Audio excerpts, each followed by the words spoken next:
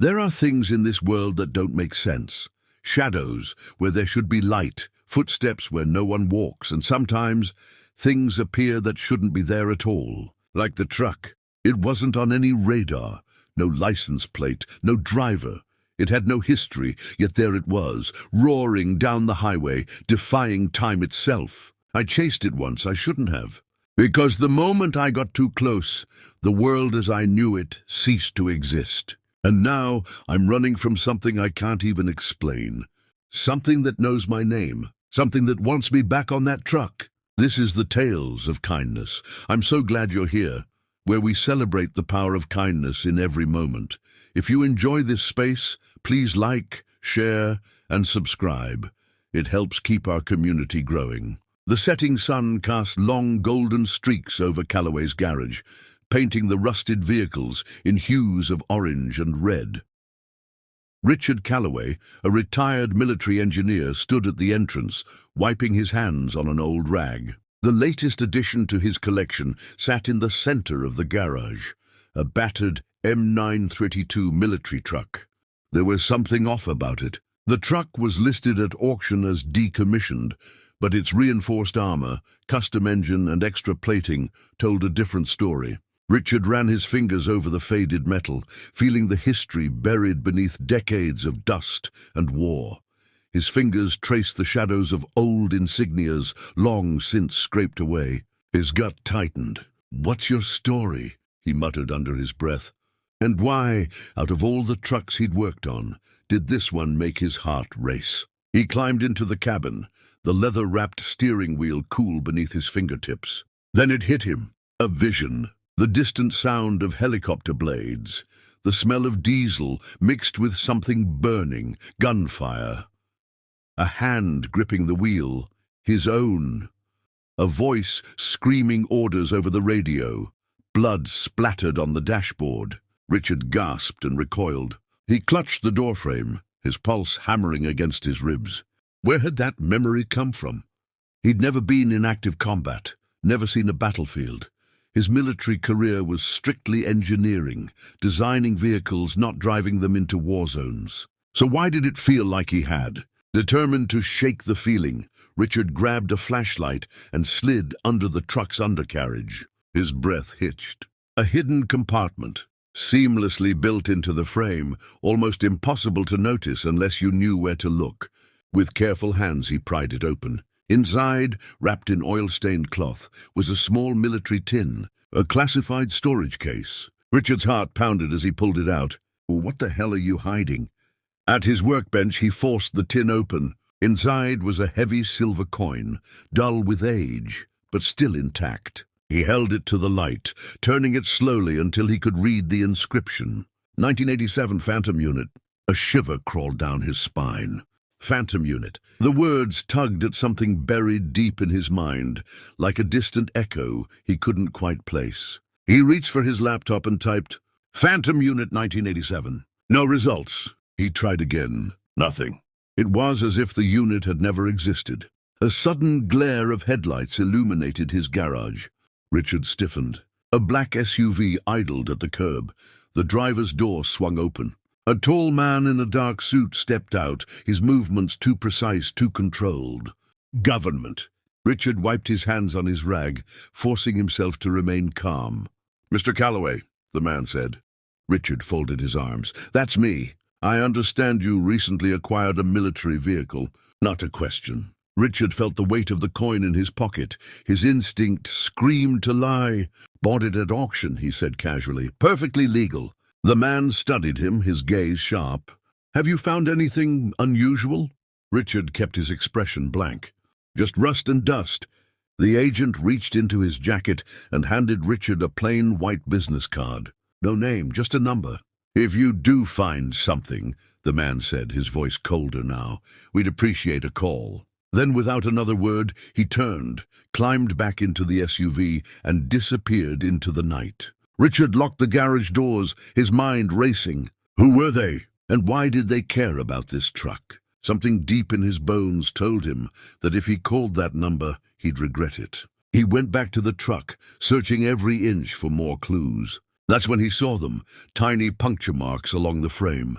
Bullet holes. His stomach twisted. Another flash of memory slammed into him. Gunfire, a convoy under attack, a desperate escape. The truck's engine roaring as he sped through the desert, enemy rounds pinging off the armor. His hands younger, gripping the wheel, his heart pounding. Richard stumbled backward, gasping. These weren't just visions.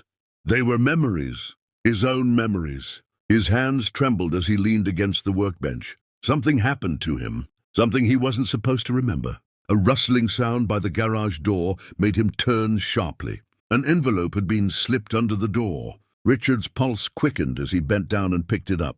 Inside was a black and white photograph. A team of soldiers standing in front of the very truck he was restoring.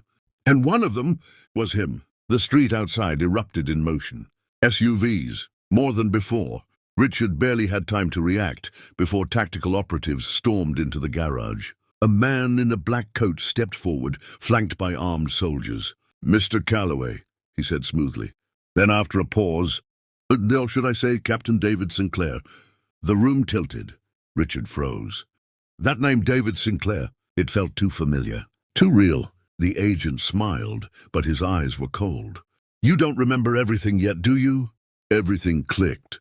The Phantom Unit wasn't a myth. It was a classified Black Ops team, erased from history. Richard David was a part of it. His identity had been wiped, his memories buried. And the truck, not just a relic, a weapon. Now everyone wanted it, and they would kill for it. The name David Sinclair sent a shockwave through my system. It felt foreign, yet familiar, like a distant echo of a life I didn't know I had. I stared at the man in the black coat, my mind struggling to process his words. I forced a dry chuckle. "I don't know what you're talking about." The man smiled, but it didn't reach his eyes. "You will." Then he nodded. Before I could react, I felt something sting my neck. A dart. My vision blurred, my knees buckled, the world tilted. The last thing I saw was the faded insignia on the truck's dashboard. Then darkness. I woke up to the rhythmic humming of an aircraft engine. A private jet. My hands were cuffed to a steel chair. Across from me sat the man in the black coat, sipping from a glass of whiskey. "You don't remember, do you?" he said, watching me like a puzzle he was trying to solve. I clenched my fists. "Remember what?" He sighed and slid a folder across the table. I hesitated, then flipped it open. Mission reports, photos, satellite images, and at the center of them all, me, but not as Richard Calloway, as Captain David Sinclair. "This is impossible," I muttered, shaking my head. "I was never—" "A soldier?" the man finished. "That's what they made you believe." He leaned forward. "You were part of Phantom Unit, David. 1987, classified operations, deep infiltration, no paper trail. Your team didn't exist, and neither did you." I gritted my teeth. "Then why am I alive?" His expression darkened. "Because you weren't supposed to be." He stood, circling me like a predator. "Do you remember Minsk, 1989? A flash, running through a burning city, bullets tearing through the night, a mission gone wrong." I flinched. "Or Mogadishu, 1991. Another flash, holding a wounded comrade, whispering assurances while enemy soldiers closed in." I gasped, gripping the edges of the table. The memories weren't coming back. They'd been buried, but now they were bleeding through. My breathing was ragged. "You're lying." The man in the coat sighed. "They did this to you, David. Wiped your past, erased your identity, but the truck—" He gestured toward the classified reports. "It triggered something. It brought the cracks to the surface." I clenched my jaw. "Who are you?" He took a slow sip of whiskey. "Someone who remembers you." Then he slid something across the table. A dog tag, engraved with a name I shouldn't recognize, but did. Captain David Sinclair. Me. I stared at the dog tag, my pulse hammering. "What do you want from me?" The man leaned in. "Your memories." I swallowed hard. "And if I don't give them?" He smirked. "Oh, you will." A door hissed open behind me. Heavy footsteps. I turned, just in time to see the man in the mask. Then the lights went out, and the real nightmare began. Darkness swallowed the room. I shot up from my chair, the cuffs rattling against the metal. Then a hand on my shoulder. Firm, cold. I swung blindly, my fist connecting with something solid. A grunt, a stagger. Then the lights flickered back on. Standing before me was a masked man dressed in full tactical gear. He didn't hesitate. Neither did I. Adrenaline took over. I lunged, driving my shoulder into him. The chair legs screeched against the metal floor as we collided. The cuffs cut into my wrists, but I ignored the pain. He swung a fist. I ducked, too slow. His knuckles crashed against my jaw.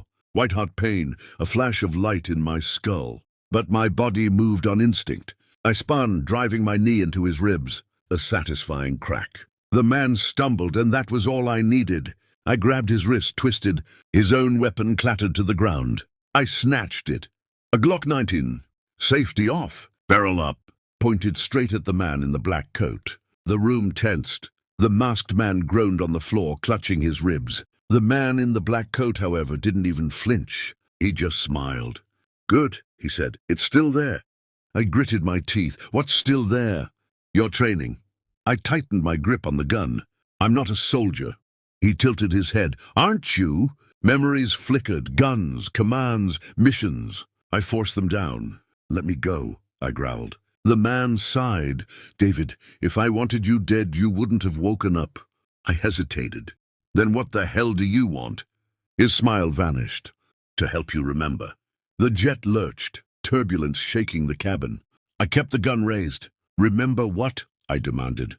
The man gestured to the folder on the table, the same one from before. Against my better judgment, I glanced down. Mission reports, photos, coordinates, and in the middle, a grainy black and white image of the truck.